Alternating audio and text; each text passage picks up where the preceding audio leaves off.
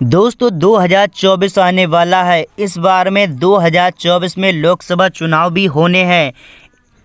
तो आज जानेंगे लोकसभा का ताज़ा सर्वे ओपिनियन पोल 2024 में कौन जीत रहा है।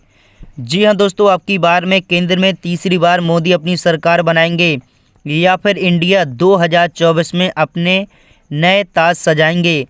तो वीडियो में बने रहें। आज 2024 में क्या बदलेंगे समीकरण, तो इस वीडियो में जानेंगे 543 सीटों पर।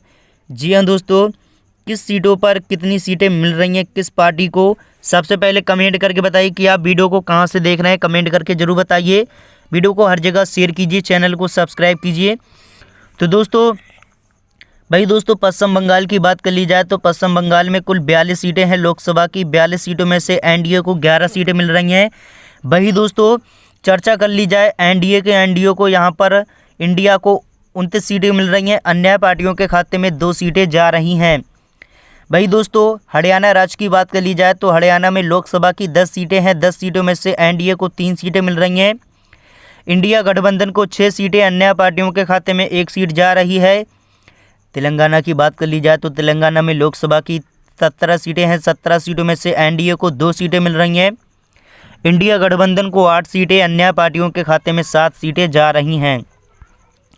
वही दोस्तों कर्नाटक की बात करें तो यहाँ पर 28 सीटें हैं। 28 सीटों में से यहाँ पर एनडीए को 8 सीटें मिल रही हैं। इंडिया गठबंधन को 18, अन्य पार्टियों के खाते में 2 सीटें जा रही हैं। वही दोस्तों पश्चिम बंगाल की बात करें तो यहाँ पर पंजाब की बात करें तो पंजाब में 13 सीटें हैं लोकसभा की। 13 सीटों में से लोकसभा चुनाव 2024 का महासर्वे के मुताबिक आपको बता दें कि एनडीए को 1 सीट मिल रही है। इंडिया गठबंधन को 7 सीटें, अन्य पार्टियों के खाते में 5 सीटें जा रही हैं। लोकसभा चुनाव में 2024 का महासर्वे में देखा जाए तो इंडिया अपनी सरकार 2024 में बना सकती है इंडिया, और यहाँ पर बीजेपी को इस बार में 2024 में लग सकता है बड़ा झटका। बिहार की बात करें तो बिहार में लोकसभा की 40 सीटें हैं। 40 सीटों में से यहाँ पर एनडीए को 13 सीटें मिल रही हैं। इंडिया गठबंधन को 18, अन्य पार्टियों के खाते में 9 सीटें जा रही हैं।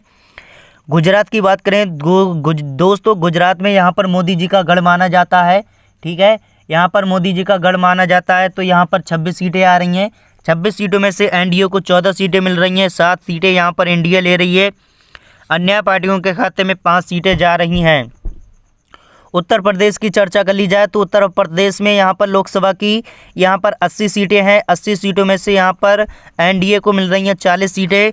इंडिया गठबंधन को 28 सीटें, अन्य पार्टियों के खाते में 12 सीटें जा रही हैं। तो उत्तर प्रदेश में यहाँ पर बीजेपी काफ़ी मजबूताई से पकड़ रही है। मध्य प्रदेश की बात करें तो मध्य प्रदेश में 29 सीटें हैं लोकसभा की। 29 सीटों में से एनडीए को 11 सीटें मिल रही हैं। इंडिया गठबंधन को 13, अन्य पार्टियों के खाते में 5 सीटें जा रही हैं। झारखंड की चर्चा कर ली जाए तो झारखंड में लोकसभा की 14 सीटें आ रही हैं। 14 सीटों में से एनडीए को 6 सीटें, इंडिया गठबंधन को 7, अन्य पार्टियों के खाते में 2 सीटें जा रही हैं। भाई दोस्तों हिमाचल प्रदेश की बात करें तो यहाँ पर 4 सीटें हैं। 4 सीटों में से एनडीए को 1 सीट मिल रही है। इंडिया गठबंधन को 2 सीटें, अन्य पार्टियों के खाते में 1 सीट जा रही है। भाई दोस्तों उड़ीसा की बात करें तो उड़ीसा में 21 सीटें हैं लोकसभा की। 21 सीटों में से एनडीए को 6 सीटें मिल रही हैं। इंडिया गठबंधन को 7, अन्य पार्टियों के खाते में 8 सीटें जा रही हैं। राजस्थान की चर्चा कर ली जाए तो राजस्थान में 25 सीटें हैं लोकसभा की। 25 सीटों में से एनडीए को 8 सीटें मिल रही हैं। इंडिया गठबंधन को 14 सीटें मिल रही हैं। अन्य पार्टियों के खाते में 3 सीटें जा रही हैं। दोस्तों केरल की बात करें तो केरल में यहाँ पर 20 सीटें हैं लोकसभा की। 20 सीटों में से एनडीए को 4 सीटें मिल रही हैं। 12 सीटें यहाँ पर इंडिया ले रही है। अन्य पार्टियों के खाते में 1 सीट जा रही है। लोकसभा में देखा जाए तो यहाँ पर बीजेपी को बड़ा झटका लग सकता है। इंडिया अपनी सरकार यहाँ पर केरल में बना रही है। जम्मू कश्मीर की बात करें तो जम्मू कश्मीर में लोकसभा की 6 सीटें हैं। 6 सीटों में से एनडीए गठबंधन को यहाँ पर 3 सीटें मिल रही हैं। इंडिया गठजोड़ को यहाँ पर 2 सीटें, अन्य पार्टियों के खाते में 1 सीट जा रही है। असम की बात करें तो असम में 14 सीटें आ रही हैं। 14 सीटों में से एनडीए को 6 सीटें मिल रही हैं। इंडिया गठबंधन को 4 सीटें, अन्य पार्टियों के खाते में 4 सीटें जा रही हैं। इस बार में देखा जाए तो लोकसभा में यहाँ पर बीजेपी को बड़ा झटका लग सकता है। इंडिया यहाँ पर अपनी सरकार बना रही है। इस बार में देखा जाए तो तीसरी बार में यहाँ पर, जी हाँ दोस्तों, केंद्र में बीजेपी को बड़ा झटका लग सकता है। 2024 में यहाँ पर कांग्रेस अपनी सरकार बना सकती है। भाई दोस्तों, दिल्ली की बात करें तो यहाँ पर 7 सीटें हैं। 7 सीटों में से एनडीए को यहाँ पर 2 सीटें मिल रही हैं, इंडिया गठबंधन को 2। भाई दोस्तों, अन्य पार्टियों के खाते में 3 सीटें जा रही हैं। मध्य प्रदेश की बात करें तो यहाँ पर 25 सीटें हैं। 25 सीटों में से एनडीए को 9 सीटें मिल रही हैं, इंडिया गठबंधन को 12, अन्य पार्टियों के खाते में 4 सीटें जा रही हैं। उत्तराखंड की बात करें तो उत्तराखंड में 5 सीटें हैं। 5 सीटों में से एनडीए को 2 सीटें मिल रही हैं, इंडिया गठबंधन को 3, अन्य पार्टियों के खाते में 0 सीटें जा रही हैं। तमिलनाडु की बात करें तो तमिलनाडु में 39 सीटें हैं। 39 सीटों में से एनडीए को 11 सीटें मिल रही हैं।